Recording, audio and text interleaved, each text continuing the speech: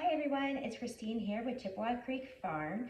This morning, I thought we would walk through our light spring sourdough recipe. So if you come to a sourdough class here or you purchase one of our bread kits, what you're going to get is a recipe that I made. You are going to get a healthy, active, aged starter. And you're going to get the entire thing of flour and salt that you need to make that recipe. I've tried to make the details as easy to follow as possible. If you come to one of our sourdough classes, you will get a chance to ask questions. You will get a chance in some of the classes to actually have a little bit of hands-on experience with the bread. If you're feeling a little bit overwhelmed, I hope this video will help you. Let's say you've come and you've purchased one of these kits. You've never made sourdough before. That's okay. You can do it. You may end up with a few flat loaves. However, there is very rarely a time when I have made a loaf that you have not been able to eat. So even if it is not great for bread, you can cut it up. You can use it for bread pudding. You can cut it up and dry it in the oven, use it as croutons. Our loaves of bread never go wasted. First thing I did to make this recipe was decide whether or not I was going to feed my starter at night or feed my starter in the morning. Both options are included in this recipe. It gives you a little bit more wiggle room so that you can do what's best for your schedule. I fed my starter last night around 8:30. You can see there it's really nice and bubbly now. It has risen about double. It probably could rise for another couple hours. I smell it. It smells yeasty. It doesn't smell too acidic. That was just my husband calling, confirming some details about our bulk beef orders, which will also be available coming late winter and early spring. If you're interested in any bulk beef and you're local to us, let us know. Anyway, it is smelling great, it's looking great, it's nice and poofy. I fed this one mostly with whole grain flour. You can feed it with white flour. The flour to feed it is not something that I send you home with. So if you are planning on taking a little break after you bring home your starter and your kit, what you're gonna wanna do is either purchase one of these small sample jars of unbleached flour while you're here as well, or make sure that you have a plan to go out and purchase your own unbleached bread flour before you start your baking journey. You're gonna need it anyway for your second loaf, so it's not something that could be wasted, and it's not something that I want to include in case you want to go ahead and start using organic flour or unenriched flour. So it's really up to you. Every ingredient that you use is going to enrich your loaf with different flavors. So it's really exciting. What we give you is what we use and what we love. The flour that I use, the bulk unbleached bread flour, is flour that I use for optimal success. So it's not something that I fart around with. I do not freshly mill my grains yet. I just want to make sure that you can make sourdough. It is so healthy, and I think people get so overwhelmed by the process. I don't want that to happen. So we've created these kits. They make great gifts as well. What we're gonna do now is that we fed our starter. It's been rising over 12 hours actually. It's a little bit cool in my kitchen right now because we're heading into winter. So we are going to get putting this in our bowl and start reading through our recipe. I'll take you step by step, and I really hope this gives you confidence when you start your sourdough journey.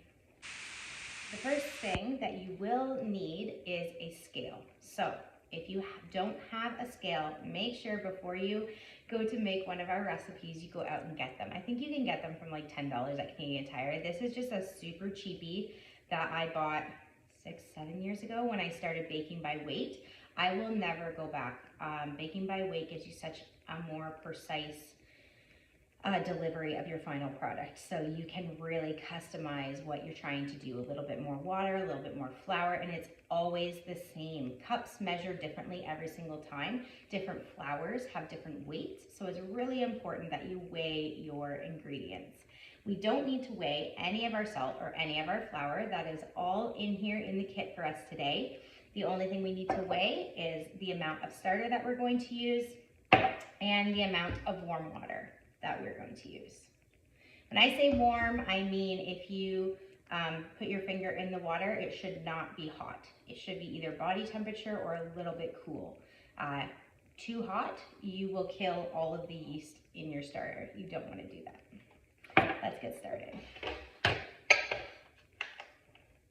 So we are on day 2 now of this recipe. What we are going to do is add 50 grams of starter to this bowl.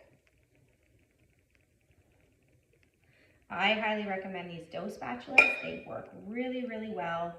I have broken many a jar trying to stir my sourdough starter with a metal spoon when I get lazy. And it's just not a good idea. We sell these for $3. For $3, please save your jars. Once your jar breaks, your starter is ruined. 50 grams, right on, perfect. I'm actually gonna save this. I'm gonna make a different loaf as well today. So even though I've dug around in here, it is still perfectly healthy, perfectly active, and I will get one more loaf out of this today yet. Now we're gonna go ahead and add our 280 grams of water. So we zero out our scale.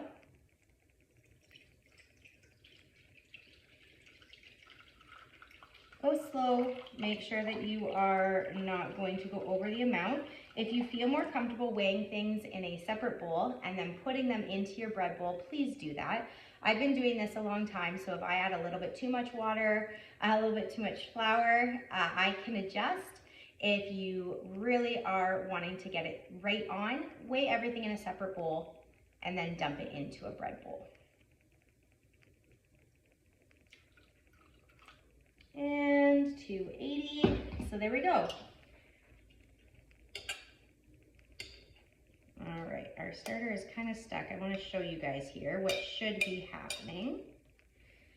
All right, so you can see there, our starter is floating on the top of our water. This starter could have risen a little bit more, but that's okay. It's a little bit heavy because of the whole grain flour, but a starter that floats on top of the water is ready to bake with.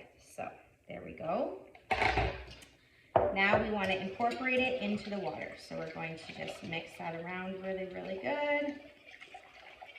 This recipe does not include any sugar at all. Sometimes in this stage, I will add a touch of honey or a touch of maple syrup, especially if I'm using more whole grains.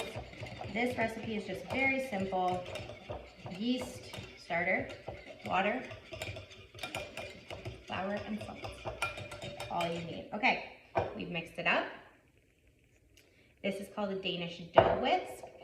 Also, if you have never used one of these, I baked years without having one. I used wooden spoons, and you're always trying to get the goopies off of the wooden spoon. These work wonders, especially for sourdough. We sell them here as well, $6. For $6, save yourself a lot of trouble. Just use one. Okay. So our recipe now tells us to add in our flours. This is how our kit comes. It comes in a canning jar. You're welcome to keep the canning jar and reuse it for whatever you have, or you can return it to us. We'll have a jar return on our front porch, so you can always bring them back. In here, there already is uniodized salt, whole grain flour, and bread flour.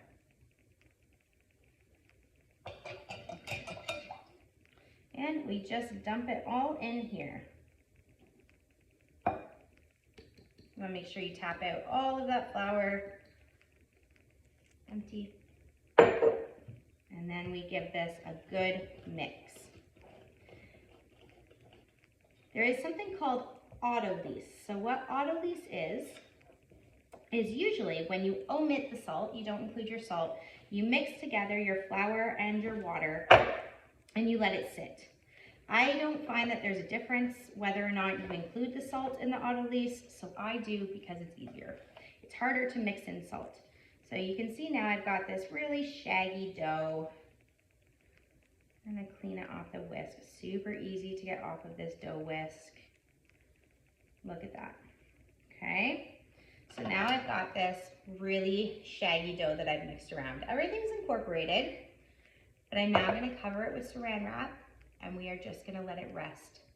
I'm gonna let mine rest for, I don't know, my kitchen's a little bit cooler. Let's see what the recipe says.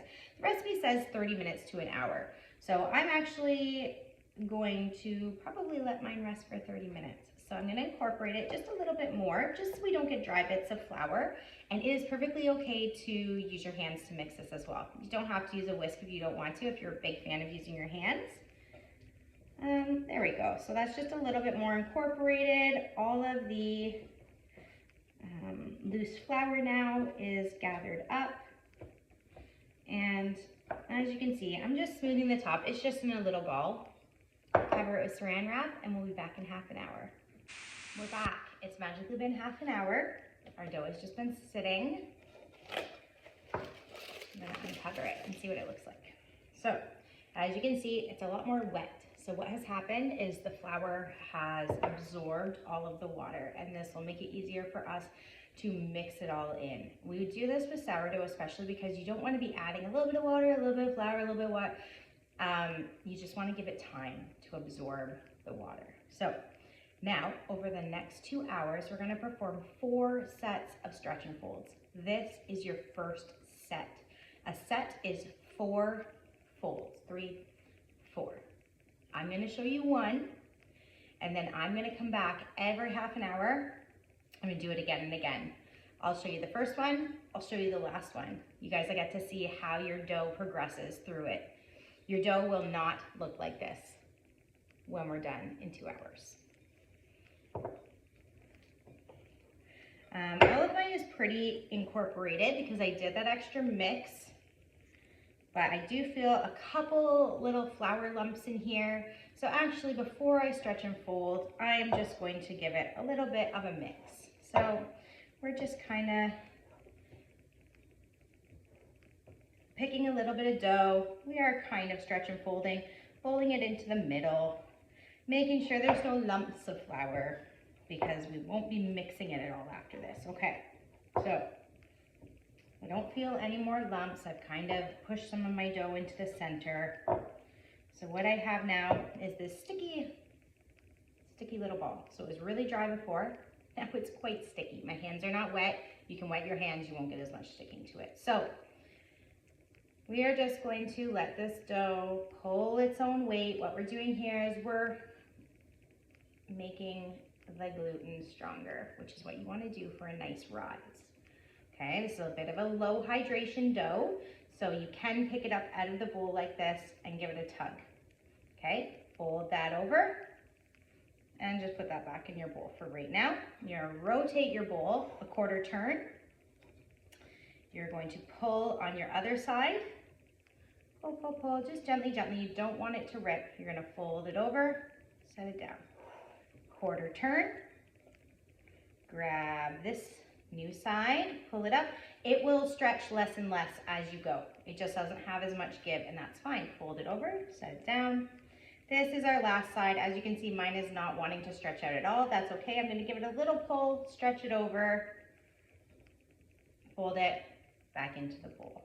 The other option is to not pick it up at all. You can just grab a little corner in your bowl, pull up, fold over the top, rotate your bowl. Pull up, fold over the top. Whatever you feel more comfortable with. I like giving mine a little bit of an extra stretch. It gives it a little bit of an extra chew when you're done because you really build that gluten. This is how you knead sourdough. So if you're a bread baker, this is your kneading, this is you building gluten. That is one set of stretch and folds. Put the paper on. We'll put the saran wrap on. Set our half-hour timer. And when we come back, we're going to do just another round of stretch and folds super fast. Welcome back. We have done 3 sets of stretch and folds now. I just did them. But you can see that our dough is looking a lot glossier. It's not chalky like it was at the beginning. It's not dry at all. I did not add extra water to this. This is what should be happening as you stretch and fold. Your dough should be becoming smoother. We are going to do our last stretch and fold. can see how much more elasticity this bread has now. You can even use the side of your glass bowl to stick your bread to if you want to pull a little bit more and fold over. And then you're going to rotate, pull, and fold over. And I'm just going to rotate my bread instead of rotating my bowl. We're going to let that really stretch, because this is our last stretch and fold. Stretch up, and then I'll show you what I'm doing. I'm just bringing this down and over, and then we're leaving the top to be the top. Stretch, stretch, stretch, stretch, stretch, stretch, stretch. Now, there is something called the window pane test to know when your dough is ready. I don't usually do it, but you should be able to stretch this without breaking and create a see-through window there, which we can almost do. Okay, and we're gonna just wrap that around. So, this is our dough. It's a little bit sticky, but for the most part, it's smooth. It's got a nice smooth top. It's glossy. I wet my hands first, but as you can see, it's not sticking as much to my hands. And we're just going to tuck it in a nice little ball back into our bowl. Cover with our saran wrap. And now we're going to leave it 4 to 8 hours. So it is noon now, a little bit after noon, maybe 12:30. Yeah, 12:30. And this is what the dough looks like in our bowl. You can see on the sides there, maybe I'll try to wipe you a little better spot. It's just a little round, and we will watch it rise over the next couple hours, and I will show you when it's ready. My kitchen is a little bit cooler. I expect it to take a little bit longer, but that's okay. Now we just set it and forget it. Okay, and we're back. It has been 6.5 hours. I think it's about 12:30. It's about 10 after 7 now. Here's what our dough looks like. It's glossy on top. It's bubbly on the bottom and the sides. Those bubbles. So as you can see, it's not like yeasted bread. It hasn't doubled or anything like that, but I can tell that it is ready because it is glossy. It's not super gooey or anything like that, which means it's not over fermented. This is actually a little bit under fermented. So because I am putting it into the fridge for the entire night, I'm making sure that the yeast has not eaten too much of the food yet, because I want it to not overproof overnight in the fridge.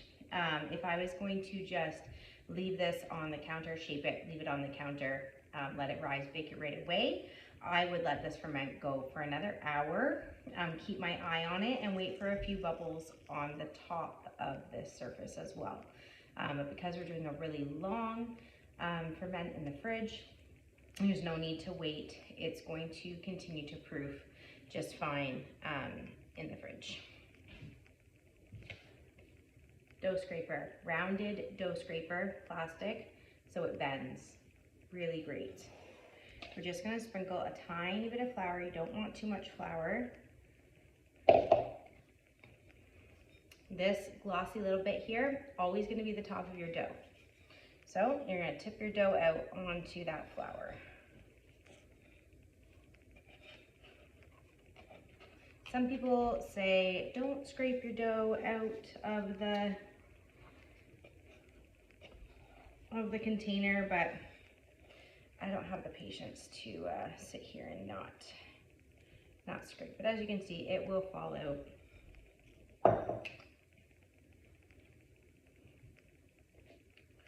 Now what we're going to do is we're just going to work with the dough a little bit. I'm just going to spread it out a little. Look at that beautiful dough. The gluten has had time to develop. It's not nearly as sticky as it was. Now working on different surfaces is also going to be different. This is a quartz countertop. It's actually really nice to work on. All right, so I've got my dough spread out. Now we are going to fold our dough up.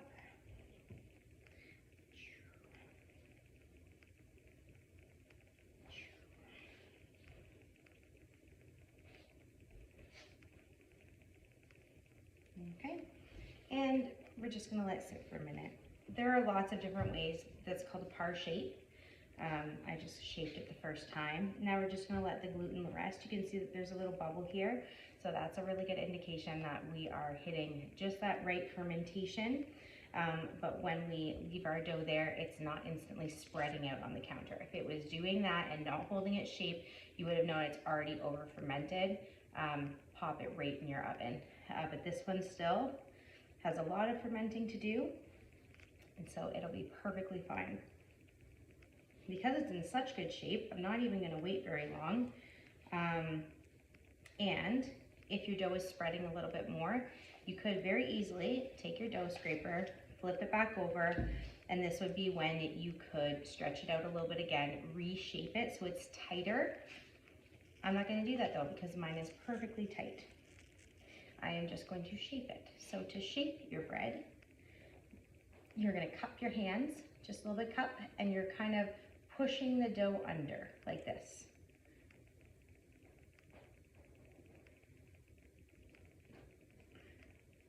I have a child in the background. Yes, child?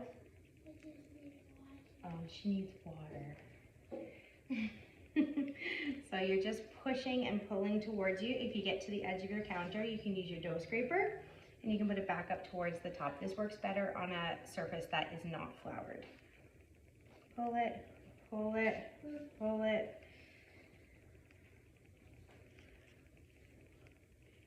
And you can see a lot of these beautiful air bubbles coming to the top there. See that? That's what you want. Don't pop those. Those are gonna create some beautiful, beautiful little air bubbles in your bread. Okay, so now that your dough is really nice and tight in a nice little ball, you're gonna take your Banneton basket. I just use these really inexpensive sieves from the thrift store. You want rice flour for this.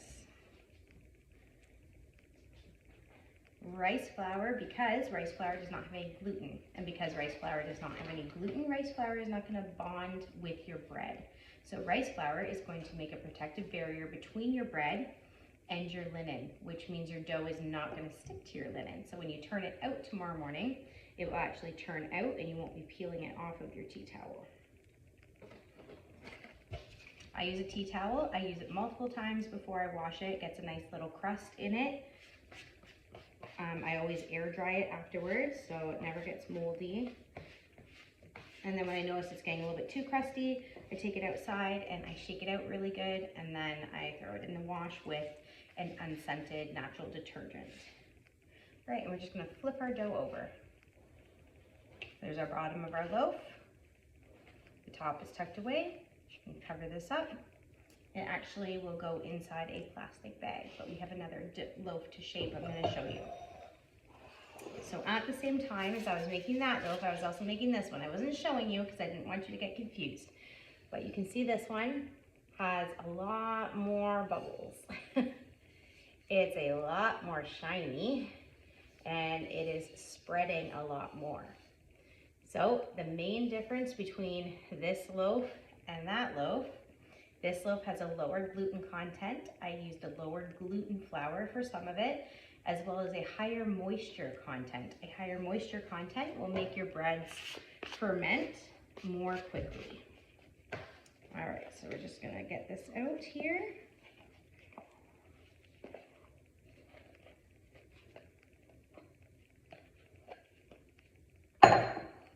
And you can see I'm giving it a rest. It is already spreading more. It's sticky still more. That has to do with the gluten content as well as the moisture content. So I'm just using my dough scraper with a little bit of flour under it so it doesn't stick to the counter. Par shaping, just flipping. This one I'm not gonna pull apart just because of how sticky the dough is. I just wanna get it in a nice shape here. There we go, and we're gonna flip it over. Now, you can see it. It is spreading a little bit, not too much. It is much farther along. It's probably at that 1 or 2 hour more mark than this one, just because of the amount of liquid that is in here. and less gluten in the flour. So your flour really matters. The amount of water you use also really matters. And because I'm feeling very impatient today, I'm not gonna rest this either. You can rest it for 10 minutes. It will make it easier for you to shape. It just gives the gluten a chance to relax after you par shape it. This one I am gonna flip back over though again and reshape. So I'm just gonna grab this. As you can see, it's quite sticky. So if you have any of those issues, you can just flour your fingers just very lightly. I'm gonna pull it out. I'm not gonna rip the top, because remember, what's on the bottom right now is the top of your loaf, but I'm gonna give it a nice stretch, activate that gluten, and the tighter you can get your loaf, the better.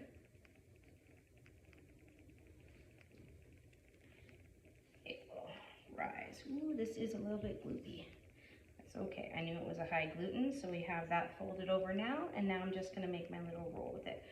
Roll it, pull it on the counter. Use your counter to pull and to roll. We're gonna need a little bit more flour for this. Okay. Water works as well. So if you're finding that your dough is sticking to absolutely everything, you can get your hands wet, you can get your counter wet. That's how I used to do it. It is a little bit easier to work with, especially when you're doing a high hydration dough. But flour also works, and as you can see, I'm just scooping and pulling that under, pulling it under. I'm not flipping my loaf, just pulling it under in all the directions. We're gonna make a nice round loaf. Now, because this is higher hydration again, it's a little bit difficult to get it as tight as the last one. It is the exact same amount of flour, a little bit more water, but the difference in size just really comes from the relaxed gluten strands. So this is just not going to be as tight, and that's okay. We're almost done pulling it. You can see over here, oh, this is so much harder to handle. You can see that it's not keeping its shape, it's sticky. There's a beautiful little bubble right there. I don't want to burst it, so we're gonna stop messing around, just get this pulled and be done. All right. Now again, I have just a cheap thrift store colander lined with a tea towel. We have rice flour that we're just gonna sprinkle with our sieve. Sprinkle our loaf as well.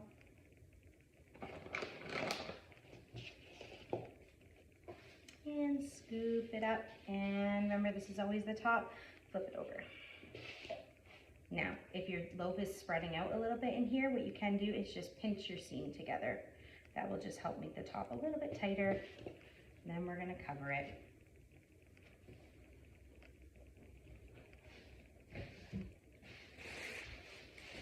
I have a few bags that I saved, and I reuse them over and over. And the loaves go in here so that they don't lose their moisture content in the fridge overnight. And now they'll go in the fridge until tomorrow morning. And I'll be back.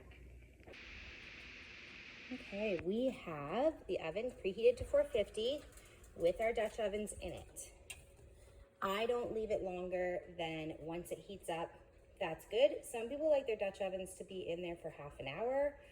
I don't find that it's overly necessary, so they go in while it preheats, and then as soon as it hits 450, I pull my dough and I score it. So let's do that now. These little loaves of bread have been in the fridge for the entire night since last night, just hanging out there. That's what we call a cold proof. So what that does is it allows the ingredients to become very soured. You can even leave it for up to 24 hours. That is a little bit too sour for our family, and I find that the baking times on that are a little bit unpredictable. This is how I usually do it. I just leave it overnight. A lot of times actually I'll wake up early in the morning and I will bake it at 7:30 in the morning. However, this morning was a little bit chaotic, had my oven on, and I just decided to turn it off. That's the nice thing about having them in the fridge, is that you get a little bit more grace time with when you want to cook them, because they've really slowed down. They've basically gone to sleep. So then you can make them at 7, you can make them at 9, you can make them at 10, gives you a little bit more leeway, whereas if you're proofing on the counter, you really have to watch your times or your bread will overproof. So let's pull these out. Let me find the one that is our recipe. I'm gonna kind of cut off my head because I want you guys to have a good view of the bread. This is our light spring sourdough recipe. So as you can see, it hasn't risen a ton more. That's because it is a low hydration dough. I have a piece of parchment here. Remember, this is always going to be the bottom of your bread. So a piece of parchment goes on top, and I just flip it out. Rice flour, we just spread that around. Now, you can see how it came out and it held its shape. This is because it is not overproofed. If it was overproofed, it would be oozing out. It would not be holding in a boule shape at all. So let's go ahead and score it. This one, we are going to do a simple score because my son is going to eat it right away when he gets home from school. Maybe we'll do a few little, there we go. These are just very shallow little cuts. These are going to be our wheat. So those are just shallow, and then we are going to do deeper cuts for our wheat stalks. Now, wheat is not one of my favorite things to score, so I've never taken the time to get very good at it. My cuts are always uneven, but you know what? People eat the bread anyway, so I don't really worry too much about it. All right, I think that's probably good. And now you want at least one really deep cut in this bread. That's what's gonna cause it to expand. So let's do that. I cut on a bit of an angle, so you're getting a bit of a shelf under there.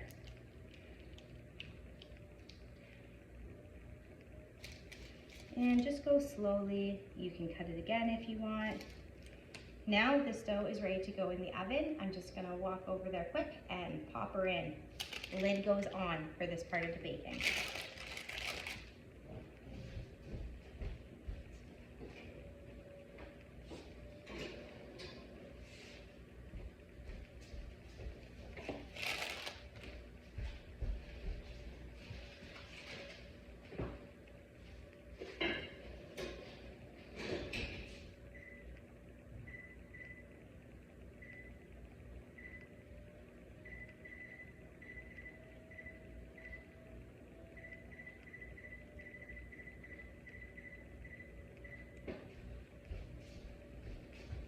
"25 minutes, lid on."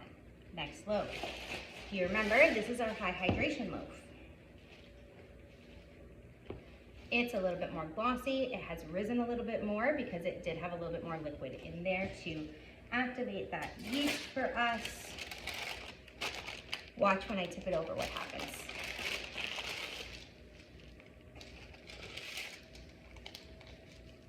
Okay, not too bad, but you can already see it's relaxing.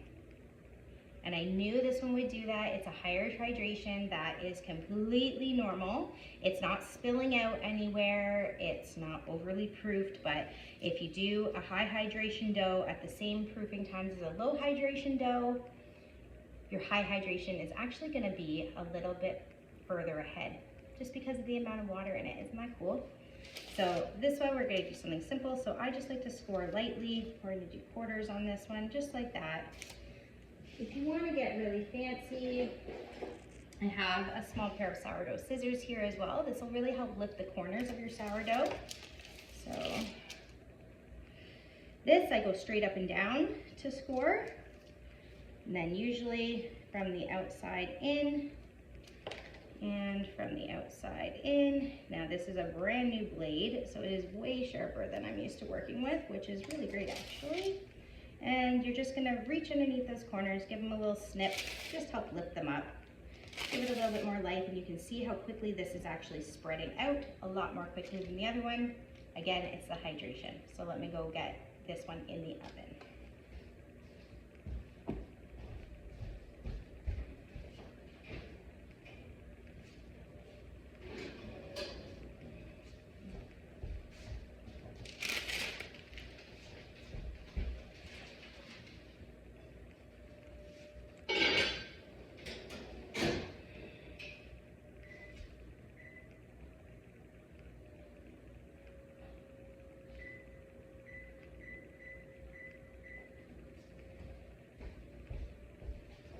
Okay, and now we wait to take the lids off. It's gonna be the longest 25 minutes.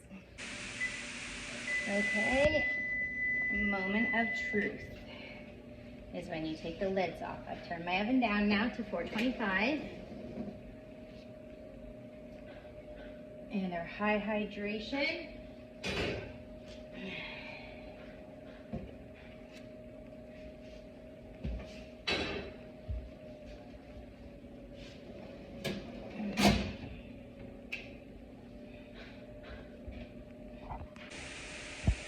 So what that tells me now is my high hydration definitely could have come out of proofing a lot sooner. It spread a little bit too much. It didn't have a lot of structure left. Or I could have used a higher gluten flour and combined that with a high hydration, and that would have let it be a little bit more stable. So this is why you let me mess around with the recipes. And then once I get them perfect, I make the recipe for you and the kit, and then you get to bake something that actually will work and that I can help you with because I've done it thousands of times. Let's talk about this absolutely perfect loaf of light spring sourdough. Look at that ear. Look at those adorable little wheats. Oh, it's still very hot. You know a sourdough loaf is finished when it's crispy brown on top. It should, when you knock on it or you knock on the bottom, sound like it's hollow. Then you know that it's ready. And now we are just going to leave it for the entire day. You can slice it after an hour, but if you slice your sourdough too soon, you risk messing up the crumb inside. It will get really gummy. It just won't set up as nice. Okay, now let's talk about this monstrosity over here. Yep. So let's talk about why this one looks the way it does and this one looks the way it does when I followed very similar procedure for both of them. The flour, the hydration, the time. I used low gluten flour in this. I used more water in this. I did use the same amount of starter, but I also fermented it for the exact same amount of time as this one. The score, also probably too deep for the delicate gluten that's in here.